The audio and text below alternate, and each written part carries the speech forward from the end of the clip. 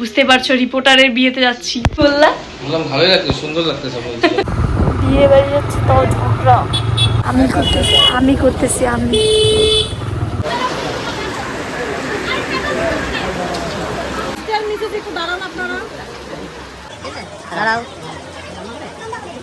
এই জন্য বৃষ্টির দিনে বিয়ে আমার ভালো লাগে না। শাড়ি ঠাড়ি ভিজে গেছে, আমার মা যে আমাকে কি বলবে আমি শুধু সেটাই ভাবছি।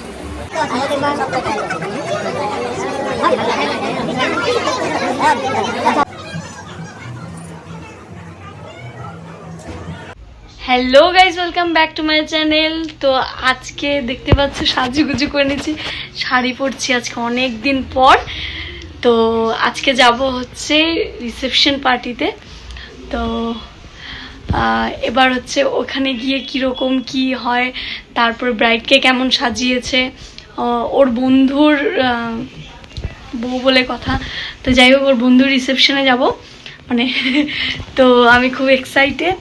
এবার হচ্ছে আমার অ্যাকচুয়ালি ইন্ট্রো দেওয়ার কথা মনে ছিল না। এই যে আমার ভাস্তি, ও আমাকে মনে করালো যে পিসিমণি ইয়ে করবে না, ইন্ট্রো দেবে না, তুমি তো হচ্ছে ব্লগ বানাবে। আমি বলছি ঠিক, তো ব্লগ তো বানাতে হবে। তো যাই হোক, তোমরা ভিডিওটা দেখতে থাকো আর ওইখানে কীরকম মজা করি, কীরকম কি হয়। আর হ্যাঁ, একটা কথা বলে দিই, ওর যে ওয়াইফ আছে সে হচ্ছে খবর সময় যে আছে সেই নিউজ চ্যানেলের রিপোর্টার। তো বুঝতে পারছো রিপোর্টারের বিয়েতে যাচ্ছি। যাই হোক, তো দেখি কীরকম এক্সপিরিয়েন্স হয়। তো ভিডিওটা দেখতে থাকো আর আমাকে কেমন লাগছে সেটাও জানিও কমেন্টে। তো চলো, টাটা, দেখা হচ্ছে মানে একটু পরে। এই যে আমার সোনা মাটাকে রাইকে আমরা চলে যাচ্ছি, এই যে নিতে আসছে, ঠিক আছে। তো দেখি যাই ওখানে গিয়ে কিরকম আমাদের দুজনকে কিরকম লাগছে বলো। কি বললাম? বললাম ভালোই লাগছে, সুন্দর লাগতেছে। চলো হ্যাঁ, এগুলা শোনার জন্যই বেরোইছো, মাথা আমার গরম করতেছো, ঠিক আছে। বিয়ে বাড়ি যাচ্ছে তাও ঝগড়া করতেছে আমার সাথে। আমি করতেছি।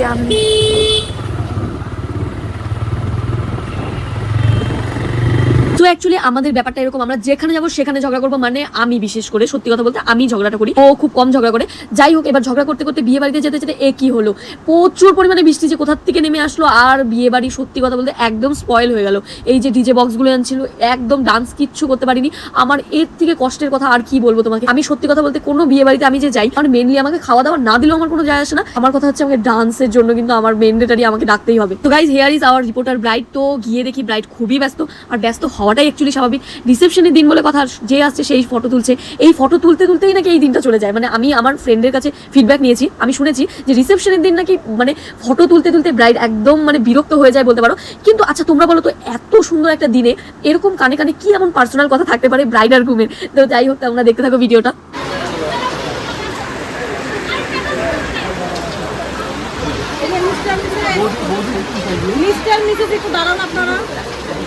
সো দেখতে পেলে খুব ইম্পর্টেন্ট টপিকে বিষয়ে কথা হচ্ছিল কিন্তু ব্রাইড আর গ্রুমের মধ্যে। তো যাই হোক, ইনি আবার হচ্ছে একটু ডেকে দিলেন। তো তারপরে এই সব দেখার পরে আমি চলে যাই কিন্তু আইসক্রিমের কাছে। আইসক্রিম তো বাস খেতেই হবে। তো এইবার গিয়ে এই পিচ্চিটার সাথে দেখা, এত কিউট ছিল, সিরিয়াসলি বলছি। ওই যে দাদাভাই ছিল যার বিয়ে, মানে যে গ্রুম, তার হচ্ছে বোনের মেয়েটা, এত কিউট ছিল, সিরিয়াসলি এত কিউট বাচ্চাটা। আর কি সুন্দর লেহেঙ্গা পরছিল, ভীষণ কিউট লাগছিল। তো তারপরে চলে গেলাম খাওয়ার ওখানে, যেহেতু ডান্সের কোনো ব্যবস্থা হচ্ছিল না বৃষ্টির জন্য। তো চলে যাই খাওয়ার ওখানে। তো গ্রুমের যে বোন আছে তার সাথে আর আরেকটা বোন ছিল, ওদের দুজনের সাথে কিন্তু আমি ফুচকা খেয়ে নিই, ভীষণ টেস্টি ছিল। আর তারপরে কিন্তু ফুচকা টুচকা খাওয়া যখন হয়ে যায়, তারপরে চলে যাই ফাইনালি আইসক্রিমের স্টলে। আর আইসক্রিম ভরপুর নিয়েছিলাম, কিন্তু একটা খুব সমস্যার কথা হলো আমি আইসক্রিমটা ঠিকভাবে খেতে পারিনি। কেন জানো? সেটা হচ্ছে লিপস্টিকের জন্য। মেয়েদের এটা একটা অনেক বড় প্রবলেম যে বিয়ে বাড়িতে গেলে যদি খেয়ে নেই কিছু, তাহলে লিপস্টিক উঠে যাবে না। তো এটা নিয়ে বিশাল বড় সমস্যা আমাদের মেয়েদের, যেটা আমি তোমাদেরকে বলে বোঝাতে পারবো না। তোমরা যদি ছেলে হও আশা করি বুঝতে পারবে না, কিন্তু যদি মেয়ে হয়ে থাকো তাহলে জিনিসটা নিশ্চয়ই রিলেট করতে পারবে। আর সত্যি কথা বলবে, এই লিপস্টিকের ভয়তে আমি ঠিক মতো খাবারও খেতে পারিনি গাইস।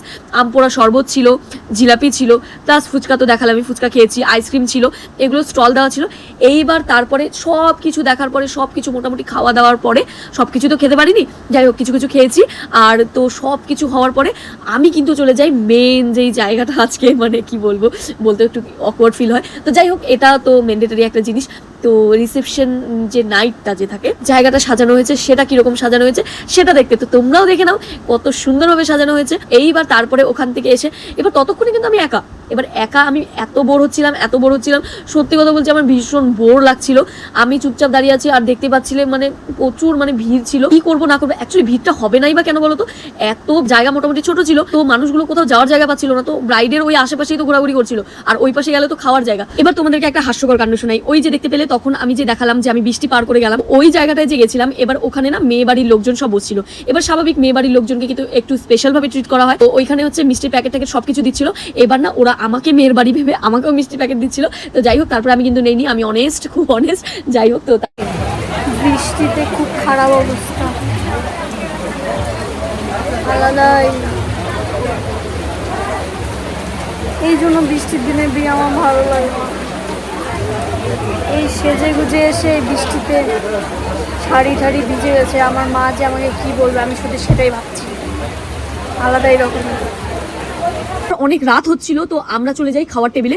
তো খাওয়ার টেবিলে বসে এবার আমি নিজেকে খুব স্পেশাল ফিল করি, বিকজ এটা তো বাবিনের হচ্ছে ফ্রেন্ডের রিসেপশন। তো ওকে অ্যাকচুয়ালি বলা হয়েছিল যে মানে শেষে ওদের সবার সাথে খেতে, যেহেতু আমার বাড়িটা অনেকটা দূর, তো সেই জন্য আমি তো বেশি লেট করে খেতে পারবো না। কিন্তু একটা জিনিস আমার খুব ভালো লাগে যে ও সবসময় প্রায়োরিটিটা আমাকে বেশি দেয়, মানে এনিথিং, মানে এনি ওয়ান, আমি যদি বলি মানে যে কোনো কারোর থেকে বেশি সবসময় আমি নিজের প্রায়োরিটিটা ওর কাছে সবসময় বেশি পাই। এইটা আমার কাছে সত্যি কথা বলতে খুব লাকি নিজেকে ফিল করি। তো যাই হোক, তো তারপরে হচ্ছে এবার দুজনে খাওয়ার টেবিলে বসে একটু যেটা মজা মস্তি চলে, তো সেরকমই আমরা রিলসও চুপচুপ করে ওর সাথে বানিয়েছি। যাই হোক, সেটা ইনস্টাতে আছে। এইবার হচ্ছে খেতে বসেছি। এবার ওকে তো রীতিমতো বন্ধুরা খুব রাগারাগি করছিল, স্বাভাবিক রাগারাগি করার মতনই ব্যাপারটা, কিন্তু মানে ও যে সেইগুলোকে মানে ইগনোর বলবো না, বন্ধুদেরকেও যথেষ্ট ভালোবাসে, কিন্তু সেগুলোকে মানে উপেক্ষা করে মানে আমাকে যে এত প্রায়োরিটি দিয়েছে, আই এম সিরিয়াসলি ব্লেসড। তোকে নিব ভিডিওতে। বলো তোমাকে কে খাবে, কে খাবো।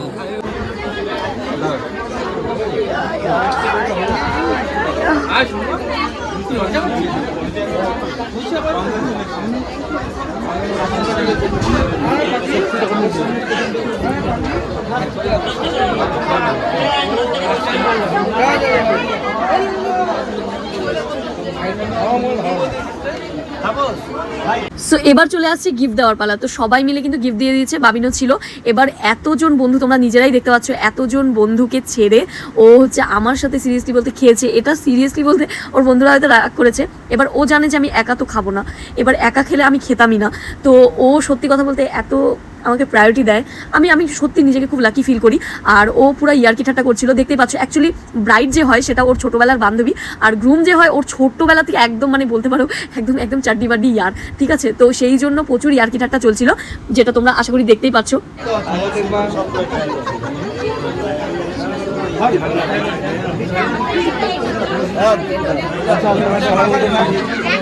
সো এবার দেখতে পাচ্ছ ব্রাইড কিন্তু গিফট ধরতে পারছিল না। অ্যাকচুয়ালি খুব ইউজফুল একটা জিনিস দেওয়া হয়েছে গিফটে। তো তারপরে যাই হোক, যাওয়ার আগে আমি তো ফার্স্টে ভালোভাবে ফুটেজ নিতে পারিনি মানে গেটটার, সেই জন্য লাস্টে যাওয়ার সময় একটা ছোট্ট মোটো ফুটেজ নিয়ে নিলাম। তো তারপরে কিন্তু এই দিকে হচ্ছে বাবিন গাড়ি টাড়ি সব পার্কিং করে ঠিক করলো। তারপরে কিন্তু আমরা রওনা দিলাম বাড়ির উদ্দেশ্যে।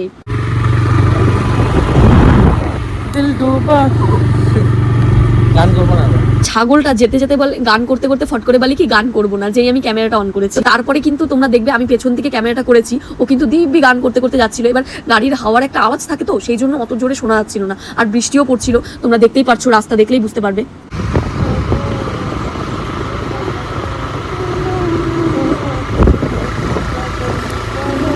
তোমাদেরকে যদি ওই দিনের সবচেয়ে সুন্দর মুহূর্ত বলে কিছু বলে থাকি, সেটা হচ্ছে এই মুহূর্তটা, যেটা হচ্ছে রাত্রেবেলা লং ড্রাইভের একদম ফিলিংস হচ্ছিল। যদিও আমরা বাড়িতে যাচ্ছিলাম, কিন্তু মোমেন্টটা ছিল ভীষণ সুন্দর, আর মধ্যে বৃষ্টি ওয়েদার, বুঝতে পারছো ভীষণ সুন্দর ছিল মুহূর্তটা। ভিডিও প্রচন্ড বৃষ্টি, রাত বাজে এখন 12:04-5 হবে, দেখি না ঘড়ি, ঠিক আছে। যাই হোক, এখন বন্ধুর বিয়ে কমপ্লিট করলাম, কমপ্লিট করে এখন যাচ্ছি বাড়িতে। সবাই ভালো থেকো, সুস্থ থাকো, গুড নাইট, বন্দে মাতরম, জয় হিন্দ। চলো ভিডিওটা এখানেই এন্ড করছি, আর অনেক রাত হয়ে গেছে, ও টাইম দেখেনি জন্য বুঝতে পারিনি। এখন প্রায় ওই সোয়া 12টা এরকম বাজে, আর বাবা সমানে ফোন করে যাচ্ছি। অ্যাকচুয়ালি রাস্তাঘাট একদম ফাঁকা দেখতে পাচ্ছ। তো যাই হোক, ভিডিওটা এখানে এন্ড করছি, চলো দেখা হচ্ছে নেক্সট ভিডিওতে।